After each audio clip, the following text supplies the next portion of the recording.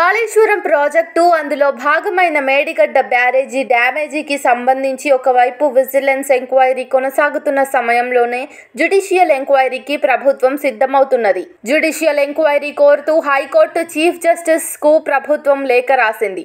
జడ్జిని కేటాయించాలంటూ ఆ లేఖలో ప్రభుత్వం విజ్ఞప్తి చేసింది. సిట్టింగ్ జడ్జి చేత జ్యుడిషియల్ ఎంక్వైరీ జరిపిస్తామంటూ ఎన్నికల ప్రచారం సమయంలోనే కాంగ్రెస్ స్పష్టతనిచ్చింది. ప్రభుత్వాన్ని ఏర్పాటు చేసిన తర్వాత స్వయంగా ముఖ్యమంత్రి రేవంత్ రెడ్డి మరింత క్లారిటీ ఇచ్చారు.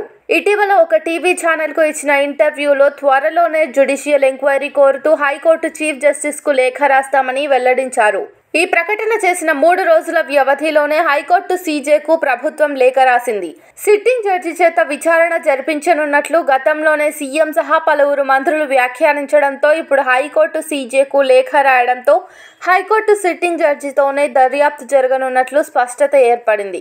అయితే ఈ లేఖకు సీజే ఎలా స్పందిస్తారన్నది కీలకంగా మారింది.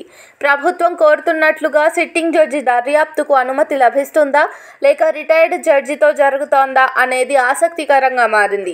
ఏ విచారణ జరిగినా అందుకు సిద్ధమంటూ బీఆర్ఎస్ నేతలు బహిరంగంగా మాట్లాడటంతో పాటు అసెంబ్లీ వేదికగానే మాజీ మంత్రులు హరీష్ రావు, కేటీఆర్ వ్యాఖ్యానించారు. బీజేపీ నేతలు సిట్టింగ్ జడ్జి దర్యాప్తుకు బదులుగా సిబిఐ ఎంక్వైరీకి పట్టుబడుతున్నారు. ఇలాంటి సమయంలో ప్రభుత్వం హైకోర్టు సీజేకు లేఖ రాసి జ్యుడిషియల్ ఎంక్వైరీ కోరటం విశేషం.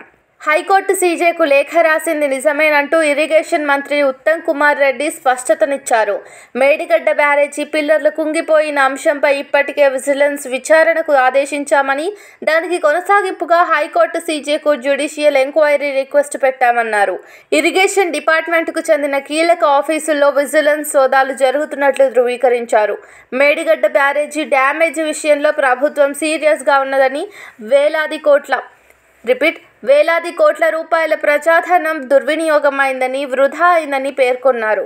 మేడిగడ్డ బ్యారేజీ పిల్లర్ల కుంగుబాటుపై సిట్టింగ్ న్యాయమూర్తి చేత జ్యుడిషియల్ విచారణ జరుపుతామని గతంలోనే ప్రభుత్వం ప్రకటించిందని, క్యాబినెట్ సమావేశంలోనూ నిర్ణయం జరిగిందన్నారు. ఆ ప్రకారమే హైకోర్టు సీజేకు లేఖ రాశామన్నారు.